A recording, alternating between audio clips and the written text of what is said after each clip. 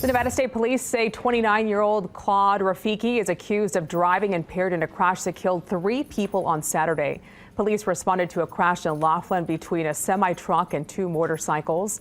So far, the investigation reveals that the driver of the semi-truck crossed an unprotected center median, driving into the path of the motorcycles.